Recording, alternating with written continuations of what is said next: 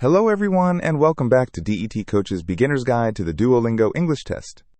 In the previous lesson, we started with the passage as a whole and identified its main idea.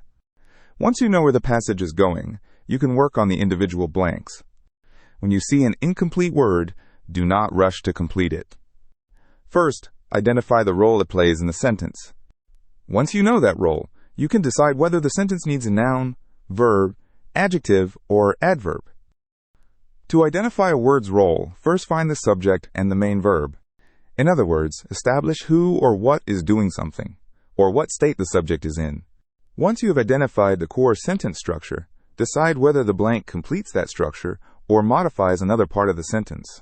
If the main verb still needs an object, the blank will usually require a noun or pronoun. If the blank follows a linking verb and describes the state of the subject, it will usually require an adjective or noun as a subject complement. If the blank appears before a noun, it will usually modify that noun and require an adjective. If the sentence already has a complete subject and verb, and the blank explains how the action happens, it will usually require an adverb. In some sentences, the main verb is still missing. In that case, the blank requires a verb, and you will need to use the full passage to determine its tense.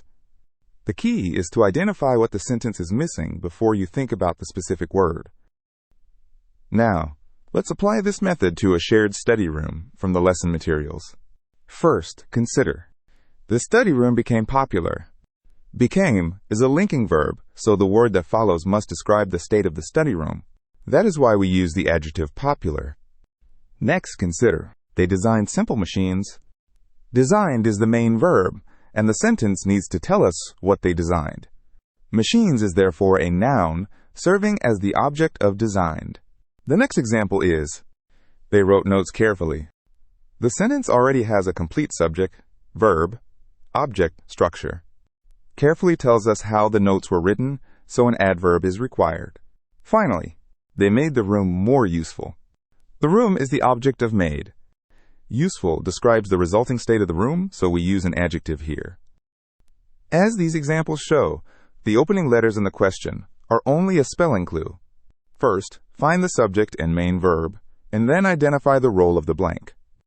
Once you know the required part of speech, use the opening letters, context, singular or plural form, and verb tense to complete the word correctly. For a more detailed guide to sentence elements and additional practice, see this lesson's illustrated guide, Sentence Structure and Grammatical Roles, on the DET Coach website. I'll see you in the next lesson.